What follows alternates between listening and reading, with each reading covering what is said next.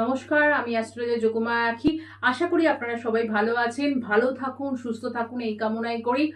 শ্রাবণ মাস এসে গেছে এবং শ্রাবণ মাসে কিন্তু আমরা গ্রহরাজির উপোস করব শনিবার করে। কাজেই যারা গ্রহরাজির উপোস করেন এবং যারা উপোস করেনও না তাদের জন্য বলবো যে এই শনিবারগুলো পারলে নিরামিষ খান এবং যারা বাবার উপোস করবেন, উপোস যারা করবেন না তারাও পারেন নিরামিষ আহার করে বাবার মন্দিরে এই যে শ্রাবণ মাসের যে দ্বিতীয় শনিবারটি পড়বে আর হচ্ছে চতুর্থ শনিবার গিয়ে যে কটি জিনিস আমি বলবো বাবার মন্দিরে গিয়ে আপনি দান করে দিয়ে আসুন। কি করবেন?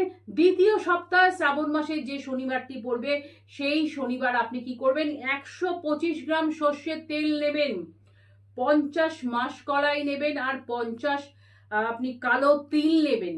তিল নিয়ে বাবার মন্দিরে চলে যাবেন, আপনার নিজের নামে উৎসর্গ করে বাবার মন্দিরে দিয়ে আসুন। অবশ্যই বাবার দিকে তাকিয়ে, ডাইরেক্ট তাকিয়ে কিন্তু আপনি পুজো করবেন না। অবশ্যই বাবার চরণের দিকে তাকিয়ে আপনি এ করুন, বাবাকে নমস্কার দিন এবং আপনার নামে গিয়ে উৎসর্গ করে দিয়ে আসুন বাড়ির মন্দিরে।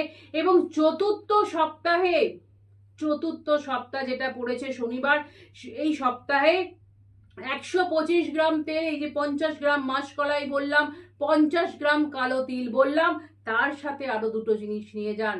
একটা হচ্ছে নীল চেলি আর তার সাথে একটা গোটা নারকোল নিয়ে বাড়ির মন্দিরে গিয়ে আপনি আপনার মনস্কামনা বাবাকে জানিয়ে আপনি করে আসুন। দেখবেন আপনি শনি মহারাজের কৃপা আপনার প্রতি বর্ষণ তো হবেই, তার সাথে সাথে শনি মহারাজের কারোর যদি দশা থেকে থাকে এবং যাদের ঢাইয়া চলছে, যাদের সাড়ে সাথী চলছে, তারা ভীষণ ভালো ফল পাবেন।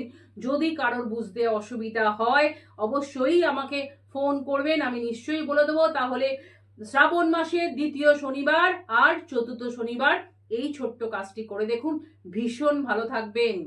কাজে ততক্ষণের জন্য সবাই ভালো থাকুন, সুস্থ থাকুন। আবার নতুন ভিডিও নিয়ে আপনাদের সামনে আসবো। নমস্কার।